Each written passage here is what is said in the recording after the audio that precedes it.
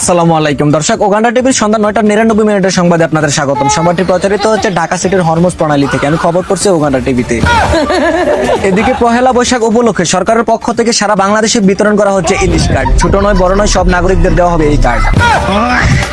ইলিশ কার্ডের মালিক হতে হলে আপনার মৃত্যু সনদ, বিবাহিত সার্টিফিকেট সহ লিঙ্গ সার্টিফিকেটের 2 কপি ফটোকপি নিয়ে আগামী 32 তারিখে সংসদ ভবনে উপস্থিত থেকে এই কার্ড হাতিয়ে নেওয়ার আশ্বাস দিয়েছেন লিডার হাইরুল দেওয়ান। এদিকে 1971 সালে যুদ্ধে হারা পাকিস্তান বর্তমান শক্তিশালী র্যাঙ্কিং এ 7 নম্বরে থাকলেও আমাদের বিজয়ী বাংলাদেশ যুদ্ধে জিততেও হরমুজ পার হওয়ার অনুমতি পায়নি বলে জানিয়েছেন ওগান্ডা টিভি।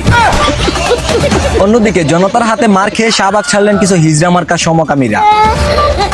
জানা যায় এসব চুদনাদের নাটক দেখে খেপেছিল পুরো বাংলাদেশ। আজ বাটে পেয়ে ইচ্ছে মতো গণদোলাই দিয়ে বাধ্য হয়ে শাহবাগ ত্যাগ করলেন এই মারানিরা। বিস্তারিত দেখুন হিজড়াদের রিপোর্টে।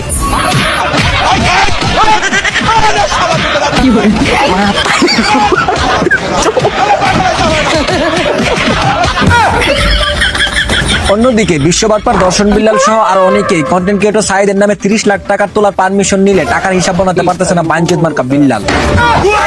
ধারণা করা যায় এটা মানব দরিদ্রের নতুন ব্যবসা খুলে বসেছে কিছু চোরেরা। সারা বাংলাদেশের সাধারণ জনগণদের কাছ থেকে টাকা তুলে 30% ডিপোজিট করে বাকি 70% নিজে মেরে খেয়ে হিসাব দিতে না পারলে আবারও পন্দাবন্ধু শুরু করে এই চোরেরা।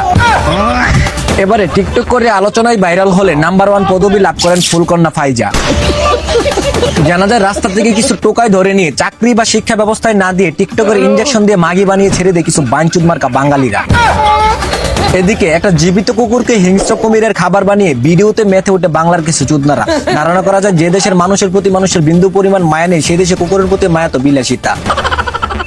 যে দেশের মানুষ খুনের বিচার নেই, সে দেশে নির্মম ভাবে কুকুরকে হত্যা করার বিচার হবে, তা ভাবাও বিলাসিতা। তো দর্শক, এতক্ষণ আপনারা দেখছিলেন ওগান্ডা টিভির সংবাদ। ভালো লাগলে লাইক, কমেন্ট, শেয়ার করে পাশে থাকুন। ধন্যবাদ।